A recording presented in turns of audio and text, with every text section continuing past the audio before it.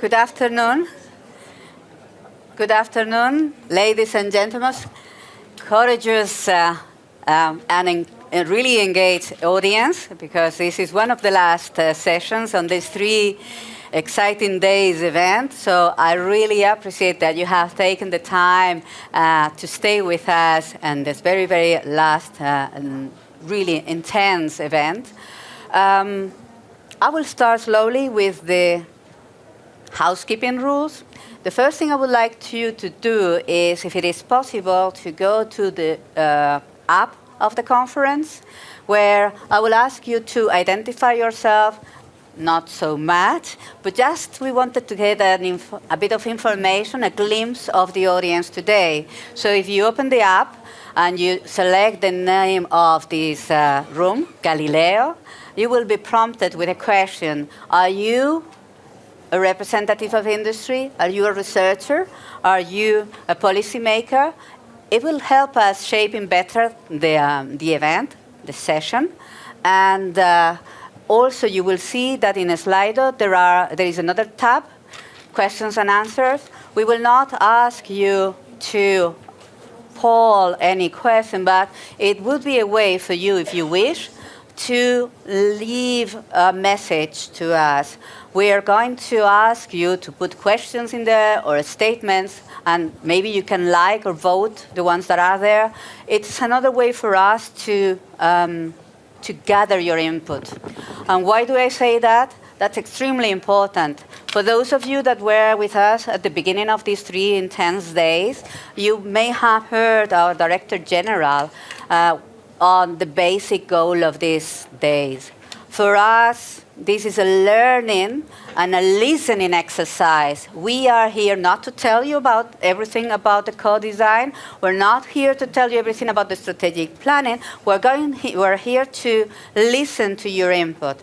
As it was mentioned, we have put this open consultation, and the open consultation paper was your opportunity to give us feedback on what we have proposed.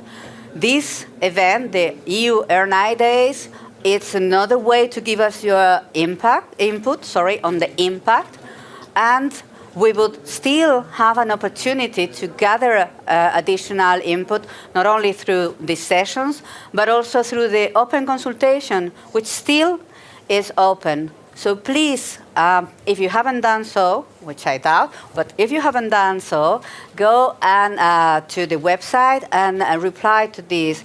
It is very important that we get as much input as possible from a diversity of stakeholders, so we can better shape up the next 10 years of the European research landscape. So with that, perhaps I will just very briefly introduce my guests and set the scene with a few preliminary hints of what it is the session about and what we will be discussing about. So in this particular session, as you're reading, we are here to discuss the impacts that we all, because we're all European citizens and therefore we're all in a way or another engaged in Horizon Europe as stakeholders. So what are the impacts we should strive for to ensure the competitiveness and the sustainability of the European health industry? And we mentioned health industry because there are a variety of industries that could be under that chapeau. And the idea is, indeed, to somehow have a balance and strike the right balance between these and the ultimate goal of keeping the citizens staying healthy. We understand that these are not 2 contradictory statements. On the contrary, we want to make sure that we address both things. So if I could share with you the very preliminary messages that we have got from the open consultation, which I will do in a minute.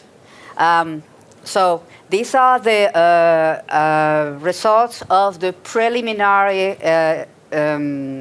the open consultation, this preliminary assessment that we have done.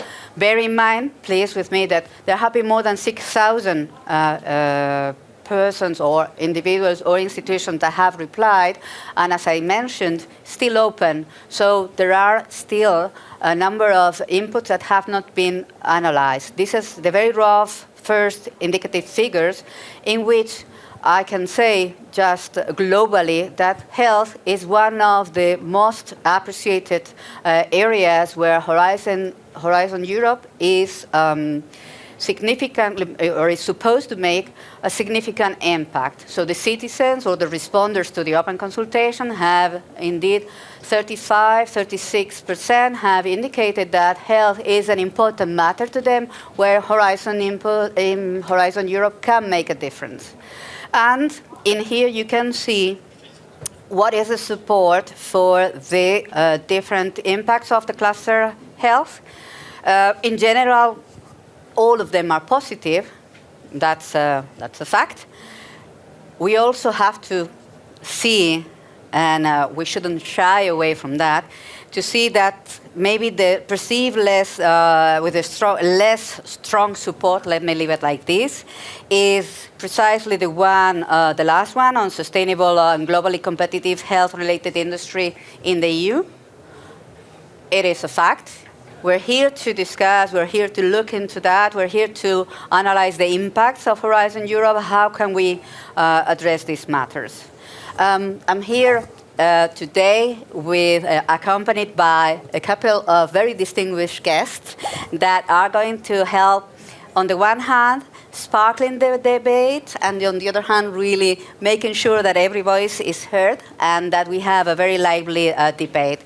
So Pierre Moulin, you may know already Pierre. He is the director of the Imei joint undertaking. So I think he's well placed to give us his insights on this matter. And Marta Gomez Quintanilla, who is representative of member states, happen to be Spain. You may hear from my accent that I'm Spanish too, but that's a pure coincidence. And she's here today to help us moderate in this session. And I think that with these today, frankly, the floor is yours, Pierre. So please.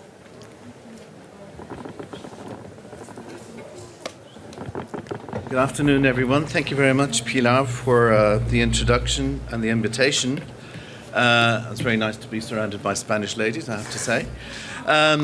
So my job in the next few minutes is really to try and give you, and it will be a personal view of the ecosystem we're living in. Of course, I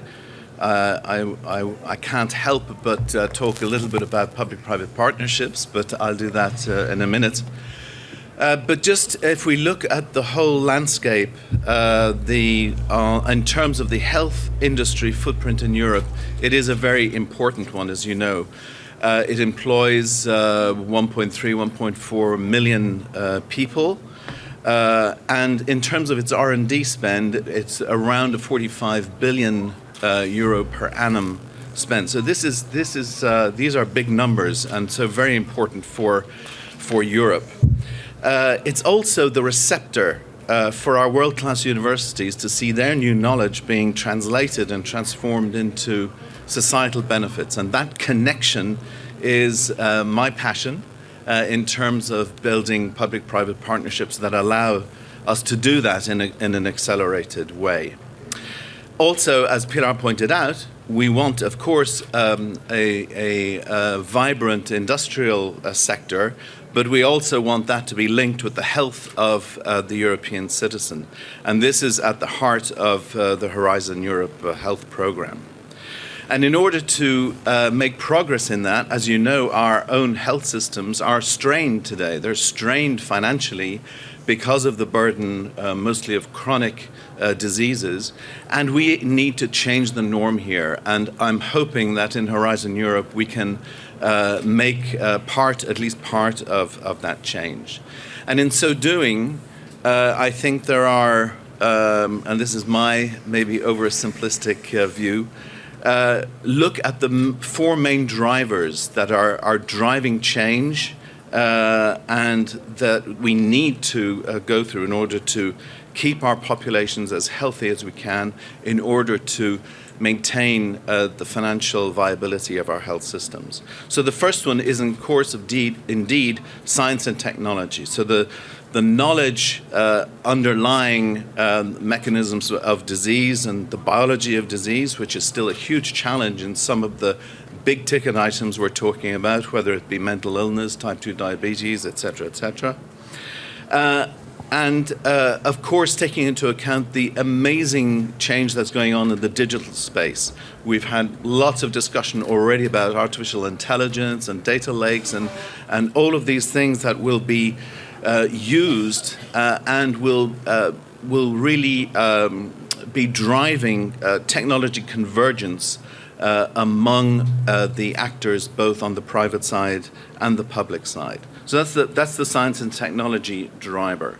The second one is the economic driver, which we will need to keep most of the population healthy in order to be able to sustain our health systems. So we will need to change the norm and rebalance what we do in terms of prevention, early diagnosis, early treatment, and then treatment of chronic disease. And that, as you know, it's easy to say, but very challenging to do, because it means we need a political mindset challenge, because it has been notoriously very difficult to have big budgets in prevention and early detection of disease, because those are long-term, by definition, long-term goals.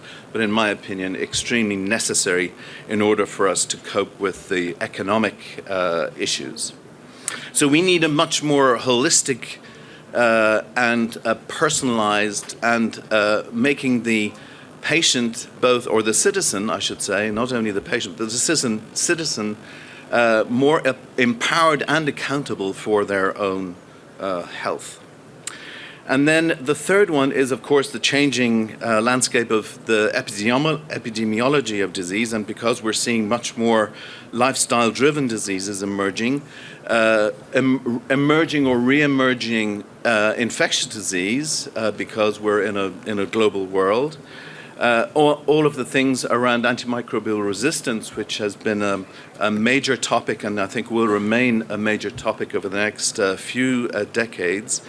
The collective disease burden of rare diseases, and of course our continuing battles against cancer, mental illness, and other metabolic diseases and other diseases that you know well.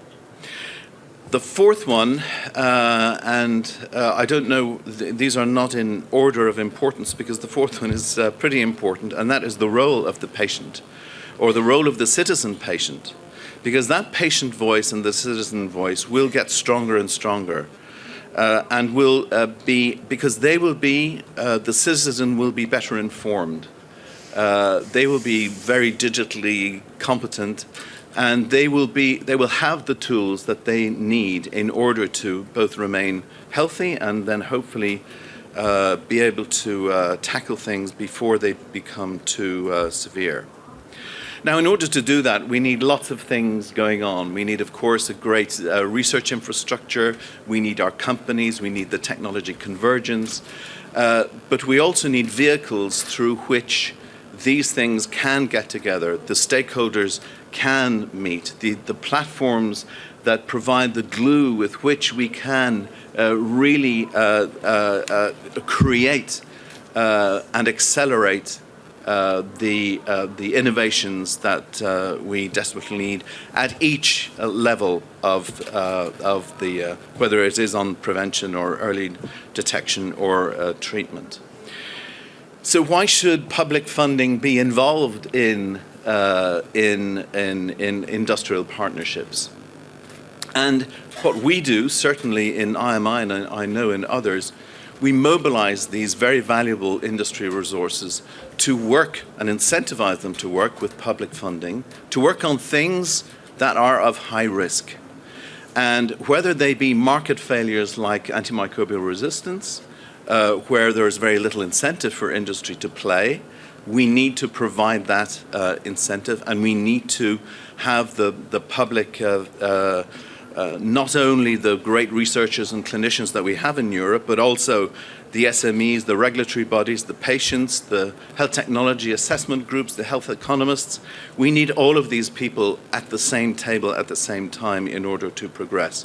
So whether they're market failures or whether they're biological failures, and the most recent one being Alzheimer's disease, where I think 12 billion euro have been spent by the industry failing in this disease, and so we need to put that back on track. We need to bring more science into these diseases so that we can tackle them in a more efficient way.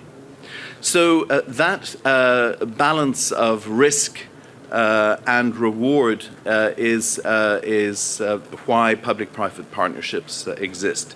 They're not for everyone, and they're not for everything, but for certain things, and I've just given you two examples, they are probably the only way where we can really make progress in an accelerated way and to the benefit of the patient and the citizen. So IMI has indeed been, especially the second phase of IMI, has been a partnering machine. And we've been able to attract through this mechanism many players who we didn't think we would be attracting at the beginning of the program, including many industry players through the FPA platform and many foundations like the Wellcome Trust, Bill Gates Foundation, and so on and so forth, JDRF, fantastic partners that were not thought of at the beginning of the program, and they see this vehicle as a magnet for accelerating what they want to do, and of course leveraging and being able to do things at scale, where in other areas of the world this may not happen at the same time. So what can we imagine then in 10 years' time in terms of the system? Because we would like to have impact on health systems and not just sectors of the economy. And that's once again easy to say, but not easy to do. And we need to do this in a collective manner where we have much more integrated, much more holistic thinking on prevention, early intervention and treatment, where the balance of funding it gets changed. We should be spending 80% of the health euros in Europe on prevention, early treatment, early intervention, rather than the other way around, which it is today, and have that empowered citizen at the center of what we do. And that empowerment being in control of their health data, in control, being digitally competent and informed about how they can maintain optimal health themselves. Lots going on already, and in some of the smaller countries in Europe are leading the charge. One can think of Estonia and Finland and other countries where these things are happening at a massive scale in their own countries. Small populations, but maybe best practices can be shared across Europe. That is the strength of Europe. And in general, of course, just a more personalized approach both to prevention and disease based on accurate data and science. So those are my few words. I hope that stimulate some comments from the audience, and thank you for your attention. Thank you. Thank you very much.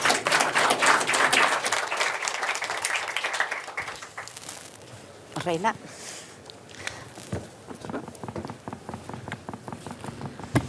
Okay, now the floor is yours. But to start with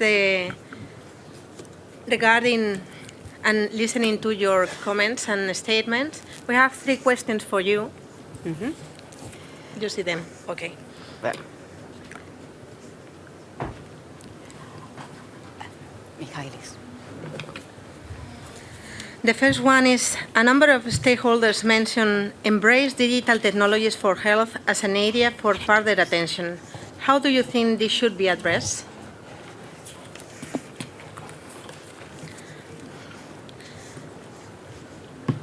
A number of replies mention also better address individual and population needs as an area for further attention.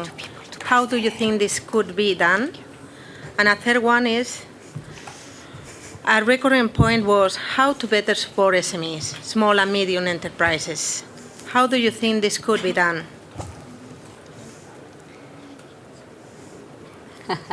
There's a fourth one. Yeah. That's a trick The for open one. For me, are there, one sentence, any additional impact missing? Do you hear me properly? But you can read, so it's okay. So these are 4 questions for you to think of and for us to listen what you propose in this arena. So the floor is open. Don't be shy.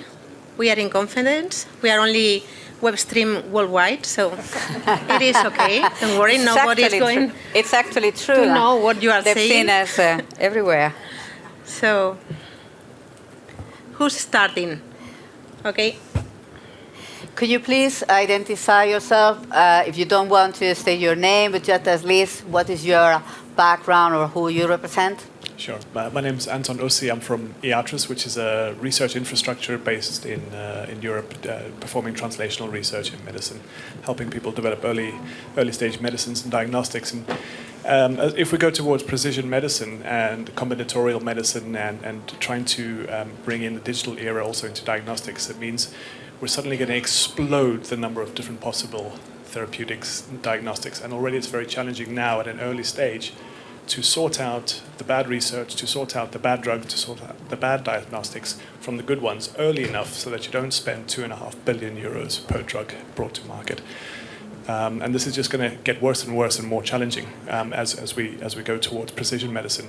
So what we need is to really also invest heavily on developing the tools to help the research process and to help the community take new discoveries and validate them. And academics aren't paid to validate things, so it's kind of falling into a gap. And SME can't validate everything, and so we have a lot of high-risk research at the early stages that's not being performed. So that's the public good we have to look at. Look at how we fund and at what position that we fund. IMI has done fantastic work on that until now, and it needs to continue doing that. And I think we need to put a particular onus also on the quality of the fundamental research as well, so that we can start reducing this reproducibility issue, so that we can really know that when we want to advance something, we can trust that the underlying knowledge is also sound as well. Thank you very much for this contribution. Anyone else wants to add something? Okay, here.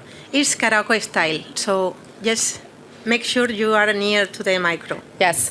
So I'm Viviane Gallim. I'm the coordinator of the European Alliance for Responsible R&D and Affordable Medicines, which is a coalition of civil society organizations, patients, and consumers working on access to medicines. So thank you very much for the opportunity of this panel. I want to address specifically question number 2 and question number 4. And I will start from question number 4.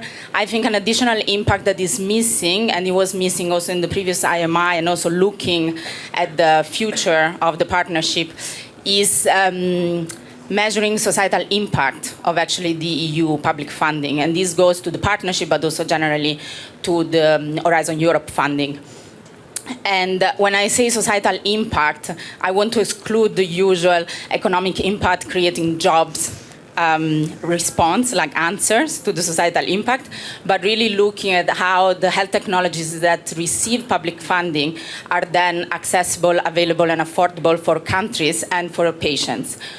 And then related to question number 2 instead, and so I would like to know from the director of IMI how it sees that this can be actually implemented and monitored in the future partnership. And then instead referring to question number 2, how to better address individual and population needs. I think, first of all, we also need to look at other institutions that also look at priority setting. So, for example, the WHO. So we should look at how the WHO actually sets priorities, and we should align EU funding priorities to WHO priorities. And at the same time, looking internally at partnership, maybe we should broaden the stakeholders that are present, for example, in governing board or in the governance of partnership, including also public interest groups as civil society organizations. Okay, just keep the micro 1 minute, because I want to ask you how Yes. you envisage this indicators, or how to ensure that what you're saying is done in the next whatever mean of research is done in this Well, area? I think there are many possibilities. First of all, internally to develop societal impact indicators for EU funding, and there are some processes internally at the Commission that are looking at that and will look at that. And at the same time, there could be included access plan or access condition and safeguards, so public interest conditions to actually EU funding that involve also private actors. Thank you very much. We have first one woman there. Hello, I'm Claudia Schadl from the Main Association of Austrian Social Insurance Institution. I'm just adding to Viviane Gallim, a colleague of mine. I think it's a really big question about how is this public funding reflected then in the end in the prices, first of all. And this is also a question about affordability and accessibility. And to have really the societal impact and to have an access, it's also important to include the payers more closely into this innovative health initiative which is coming up here, which is also what we are saying with ESIP, the European Social Insurance Platform. And also having, if there is a public funding, having more transparency of the costs of the development, etc., on the products coming then to the market. And only having drugs faster coming to the market doesn't mean that this is really reflected in a price or in a real efficiency or in how it works really in the end for the patients. Thank you very much. I think your point is clearly explained. Hello, my name is Francesco. I'm representing a Walloon SME. And I would like perhaps to make a suggestion regarding the question number 3, how to better support the SME. In Belgium and also in other European countries, SME are well known in research, basic research or applied research, and also European Commission is also supporting the SMEs. But after the research, there is access to the market, and we have what we call the dead valley. And I would suggest also perhaps that the European Commission facilitates the access to venture capital for SMEs, because when the research is finished, there are some clinical studies that are required, and also the market access is not very easy for the small SMEs, and access to venture capital should be well appreciated. And I have perhaps a remark for the IMI. IMI is perceived as a kind, sorry for that, of club reserved for large companies. How to facilitate access to the IMI for also SMEs. Thank you. Thank you very much. There are not good or bad statements. Whatever you feel is needed to say, you can say it. So thank you very much for your impression, and we will think of that also.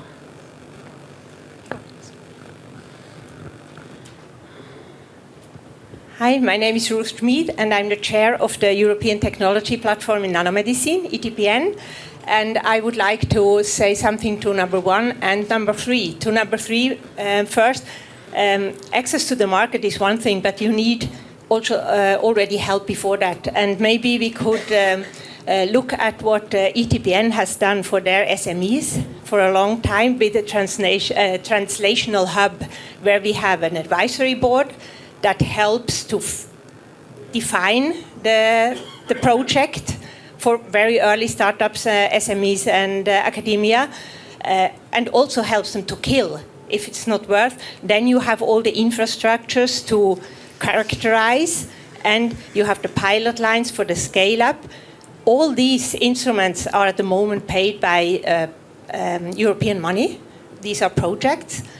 So these could be widened to different and other areas than nanomedicine. This is how I would suggest to support SMEs, through a translational hub. The other thing, how to embrace digital technologies. I think we should look, as you said, at the whole continuum of care, starting with prevention, ending with getting back to a healthy life, or to a life with constant disease. And then we should build this convergence between all the medical technologies in IT and build roadmaps. Where can we together do what? Thank you. Thank you very much. Next one. I'm Bernard Grimm, Healthcare Director at Europa Bio. I just wanted to share a few learnings. You know, we have the Biotech Week ongoing at Europa Bio this week. So we've been quite busy moving from the Innovation Days to our Biotech Week. But I wanted to share with you maybe some remarks that popped up in our Biotech Week at Europa Bio. On the SMEs, we had an event yesterday on investment for healthcare, invest in the future of healthcare. There were many, many ideas, but I would like to highlight 3 of them. First, you know, the Death Valley was just mentioned before. I think what is important is to link SME to innovation. And often SMEs are not well informed about all what happens. Because there are many, many tools existing in Europe, but for the SMEs, the access to those tools is sometimes a little bit cumbersome. And the vision that they have is not exactly the same that the larger companies that have more resources to prepare for those dossiers. So simplification, easy access to those tools, because I think there is an unmet need here because of the resources of SMEs. And so we should look at how we can simplify, you know, the access to those information for small companies. Then clearly, you know, you certainly know this report from the European Investment Bank that came out last year. There is a huge gap between the number of ideas we have in healthcare in Europe that can be funded and the real funding. So one of the ideas is basically to jumpstart all those ideas because it's really a low-hanging fruit that we have in Europe based on the science we have.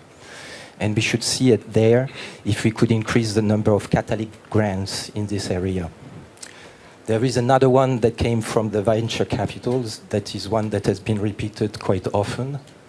It's related to, you know, the critical mass of our SMEs in Europe that are too small and often don't have the means to expand when they have difficulties in developing drugs in clinical trials that are very costly.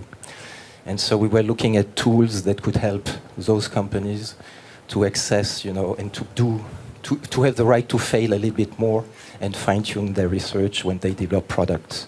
But it's important too because if they don't have the critical mass in terms of size, they will not be in a position, you know, to learn from their failings and develop other drugs or other solutions. So that's, for us, very important. Many other ideas, I'm going to stop here. Just on embracing digital technologies, obviously for biotech companies and especially in healthcare, data is the gold mine of the future. So we need to find ways to be more efficient to provide those data, and digital is clearly extremely important for us in the future. But I would like just to make one point on that one because I think it's extremely important. You know, digital is nice, but digital can only be as good as the quality database you have. You know, you can do digital, but if you don't have the basis to apply your digital, you're not going to go anywhere. And I give you examples. We're working in the orphan drug fields. What is important is that you get registry and quality registries from country to country. They speak to each other, that are standardized and not fragmented, and where you have the basic quality in place. And so before jumping into the revolution of digital, we should have a focus on making sure that the basics are right. And there is a huge work to be done, I believe. I'm going to stop here. Yeah, thank you very much. Here. Wait.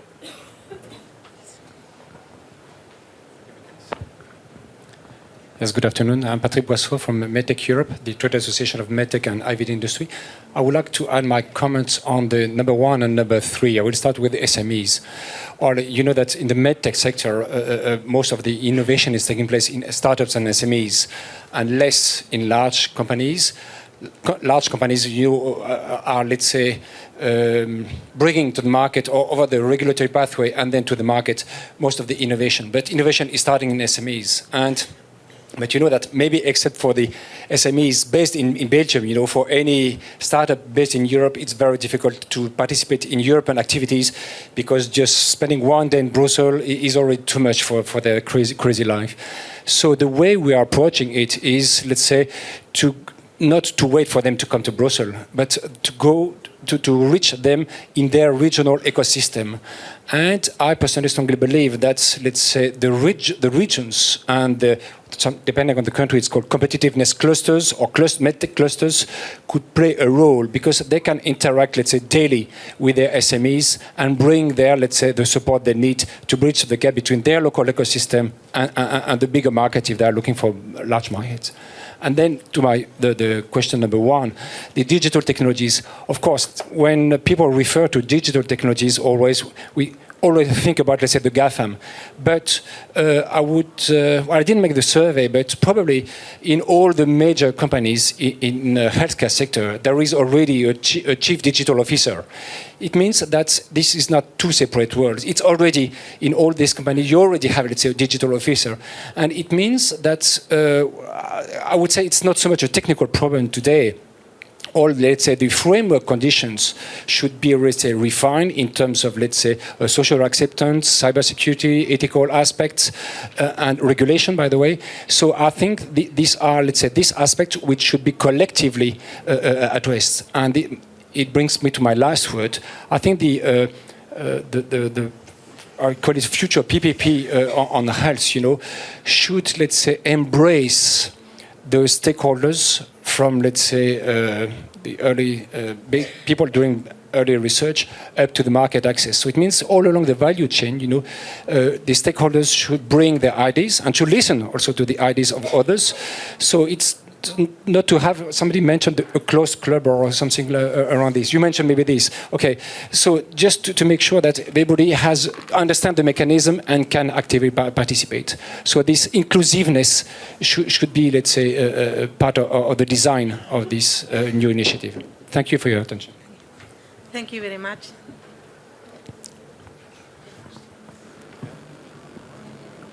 Okay. Thank you. I just want to build on what Patrick has said already. My name is Caspar Garros. I'm working at Philips. I'm also representing COSIR, the trade association for medtech in Brussels. So what has been said about inclusiveness also is about our sectors, because you see Pierre Mullien from IMI. The plan is also to expand IMI into a new partnership, including medtech, like we're sitting here. And that endeavor has currently already 6 associations involved. So the idea is not only, of course, for pharma, but also to include medtech. Also, SMEs will get a much better focus. And indeed, I want to refer, because that was the question, especially on number 1, embrace digital technologies. Because we think, as medtech companies, we have enough competence and capabilities in-house to do that. Next to that, some of our companies are also involved in Excel. Excel will move into KDT, Key Digital Technologies, and there we will have a much more seamless cooperation together.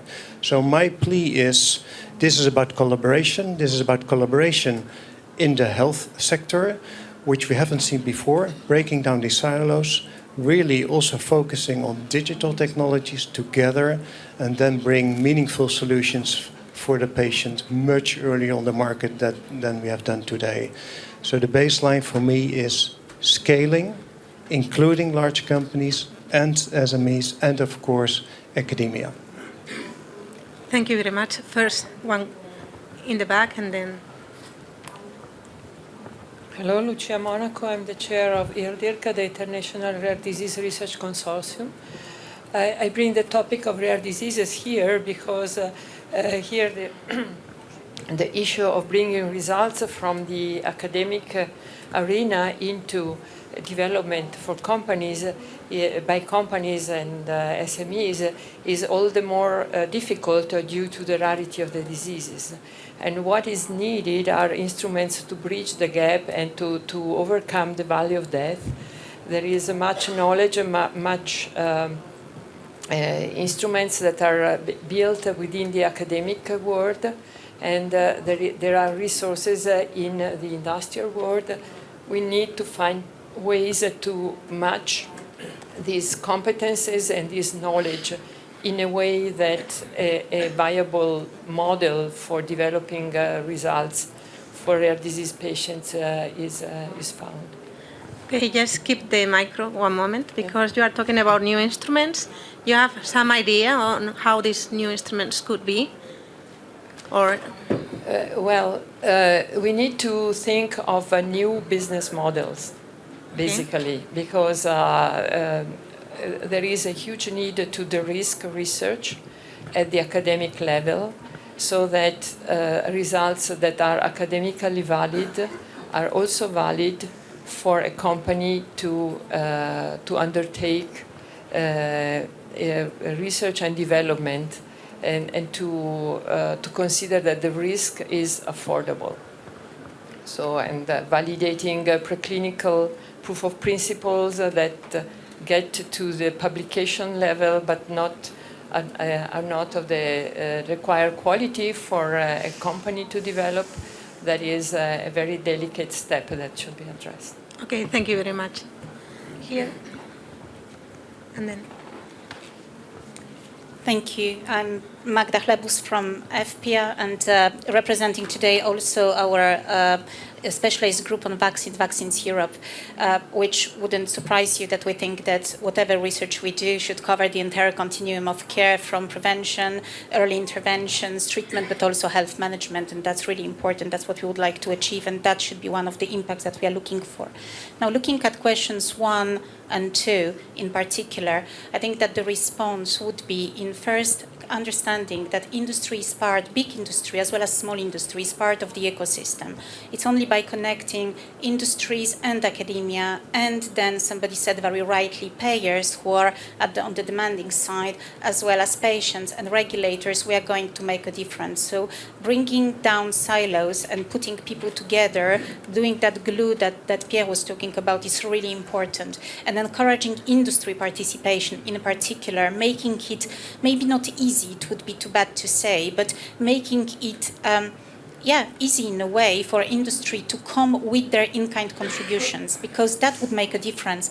The Erderka example is actually very important. It's when we put our assets together, our collective intelligence together, that we are making a difference. It's not only about funding, it's also about making it possible to industry to come with valuable assets, bring them together, and then make a difference. And maybe last point, if I may, and again, that's why I refer to 1 and 2, is because this level of technology integration would make the difference, and we need platforms where we can create something new. Please don't underestimate that there is no real platform today where we can create pre-competitive space for different sectors with completely different life cycles and innovation cycles. So we absolutely need that, and Horizon Europe and the partnerships proposal is certainly the place to start. And if we can attract more in-kind contributions and also global in-kind contributions from other regions, we are going to make a difference for 1 and for 2. Thank you. Thank you very much.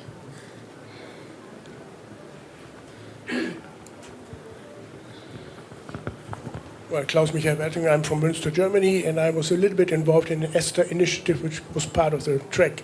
Anyway, I would like to elaborate on what was just said.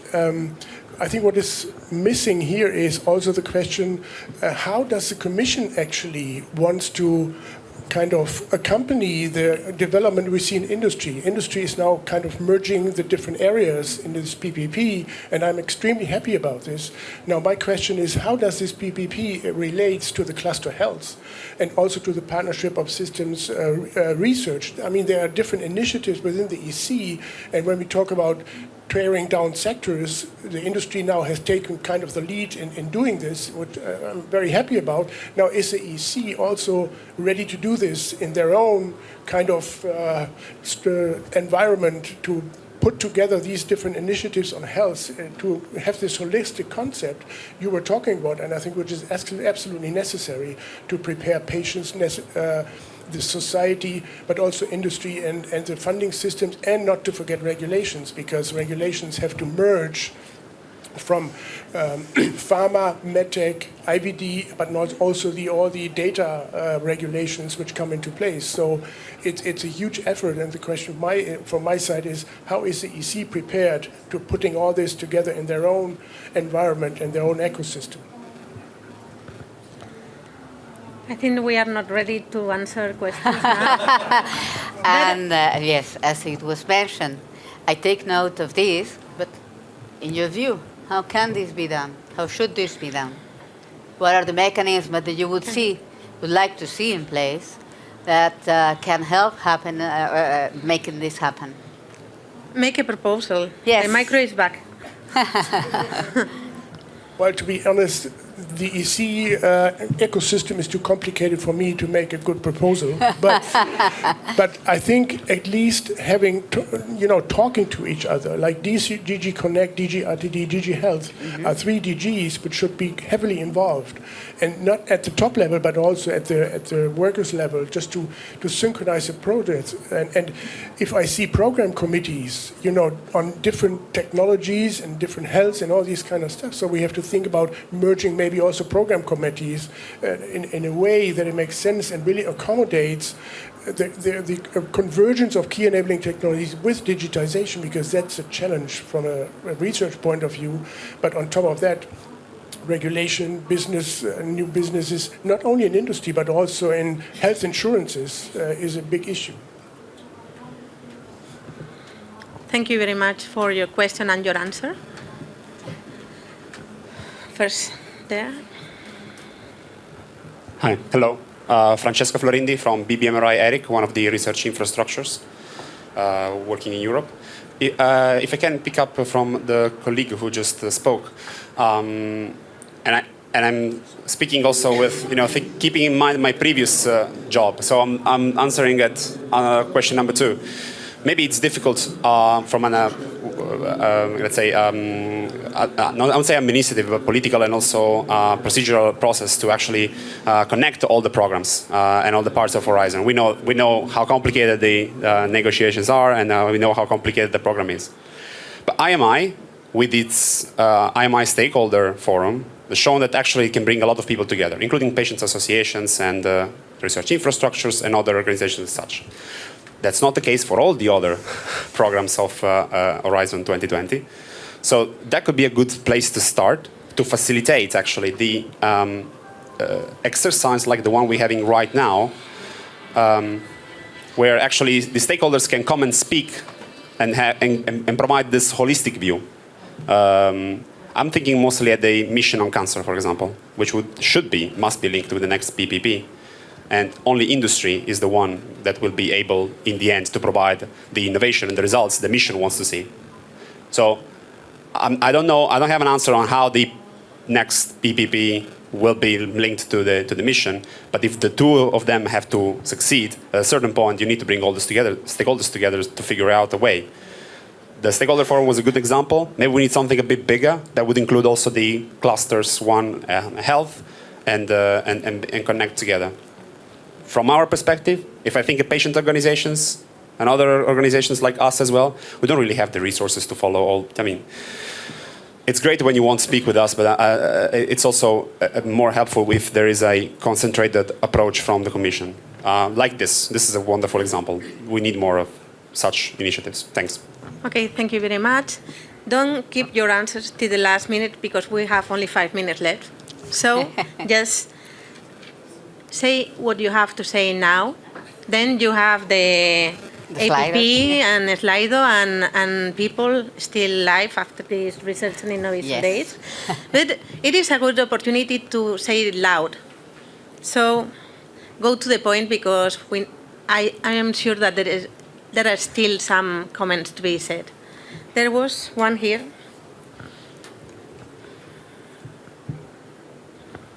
Thank you very much. My name is Martina Glecker. I work for Institut Mérieux. I just would like to support really the idea that in a future public-private partnership, we really have to work very closely with the patients and the citizens. And I think the patients have to understand that they really have a crucial role to play here, and that it's for us as an industry very important to listen to them when we prepare and develop new products to understand what the patient's needs are. So I very much support the idea to closely work together with patient associations and citizens in the future PPP.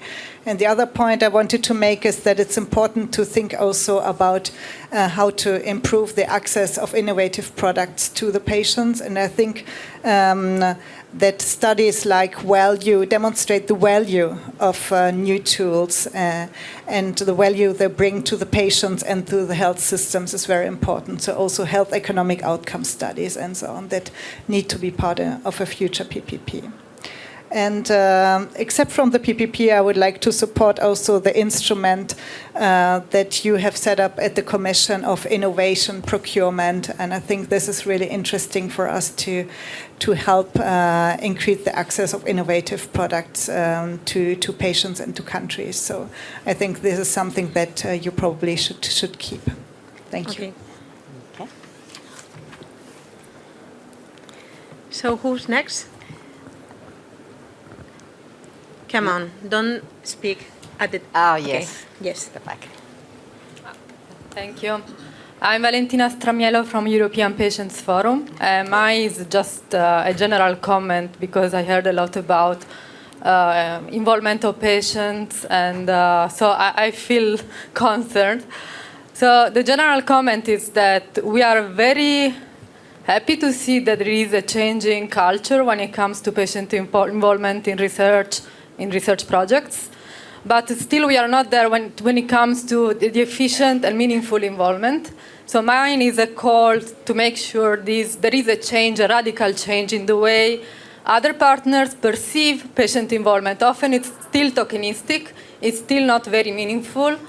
They see us as the ones to just communicate to the lay public about the project results. I think we can do much more than that. We should be involved from A to Z of a project, even before the project starts. From the preliminary stage, when you have the very first meeting to discuss a project proposal, we need to make sure that even the design of a proposal it makes sense to patients. I'm still struggling a lot on that. I'm the one really leading on all project proposals at EPF. And my first battle is to advocate for partners to understand what meaningful patient involvement is, not for the outside public. It's for partners in the project. And I mean, it's a long battle, but I'm happy to see some changes there. But please make sure that even in these kind of panels, make sure that you have a patient representative to have a say. From the audience, it's fine, but on the podium, it makes a difference. Thank you. Well, thank you, but in this panel, there is only one panelist. So I'm just moderating and she's the chair. So taking notes. Yeah, but I get your point and we know what you are saying and what is the intention behind this. So thank you very much. And also I want you to address also how to better address individual and population needs, because I think that this question has been slightly addressed, but not fully addressed in this. And also, if it doesn't address any of these 4 questions, I'm flexible, okay? You want to suggest something that it is outside, we are open also to listen outside the box and think outside the box. So feel free to say whatever you have in your mind, but repeating that you will be welcome afterwards also and in the APP. And in the consultation that it is open, that you reminded Yes. in the very beginning. No further takes? Well, it's almost time. It's almost time. So we have taken a lot of notes, all of us, I think.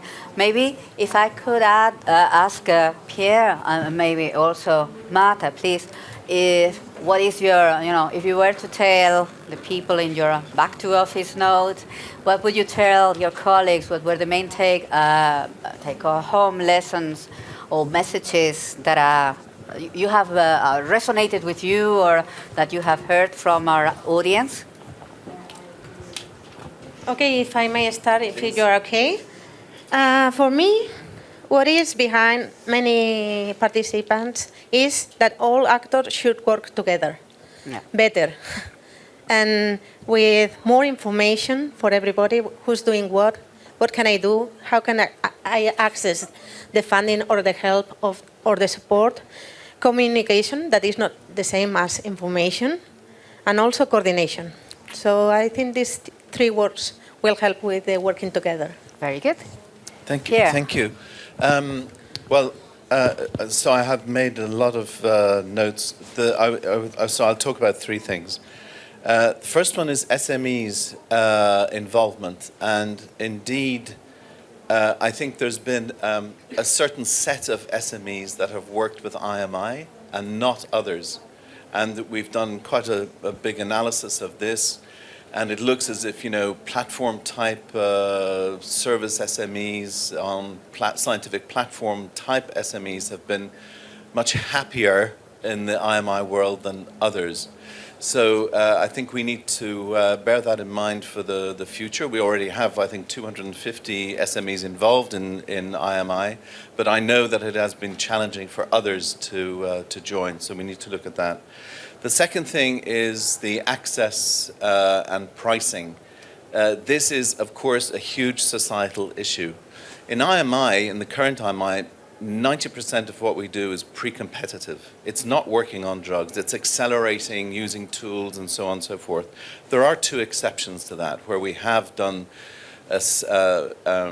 extensive clinical assessments, and that has been on either AMR, where the market is there isn't a market. It's a market failure. So the pricing, all this story about pull mechanisms and so on is very, very complex. And the other is in Ebola, where there's been phase 2 clinical assessments of an Ebola vaccine. And that, again, is a kind of special case where I don't think we're ready to talk about pricing for an Ebola vaccine in different countries. For the future partnership, I just think that we need a lot more work, and I would say a lot more academic scholarly work in understanding economic models for the health system in general and what value propositions there are. I don't think we've done enough work there, and I think we need to be much more proactive and aggressive in integrating, I would say, scholarly academic health economic models in our work in general.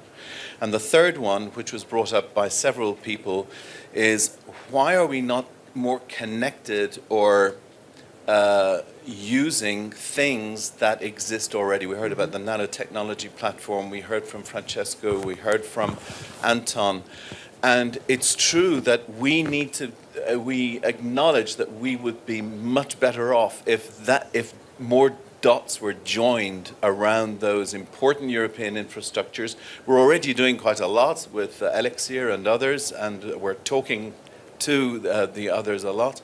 But I think we need more action in that area. So those are three areas that I'm certainly going to bring back and explore at home. Very good. As I say, I have taken a lot of notes. I don't want to make any conclusions because I think we need to really reflect and digest on that. But to me, what resonated, and both, I would say in line with both your comments, is for a call for continuum, meaning from basic research to really access to healthcare systems.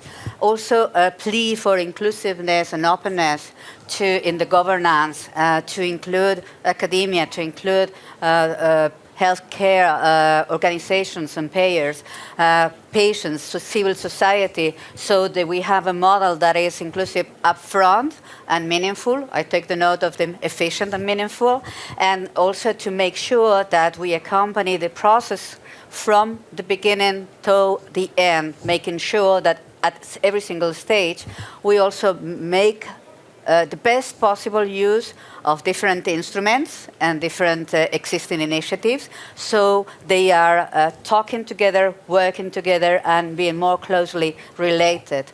I don't want to expand on that, but as I say, I have taken a lot of notes, and I'm sure that with this very meaningful input that you have given us, we are going to be able to improve our existing document.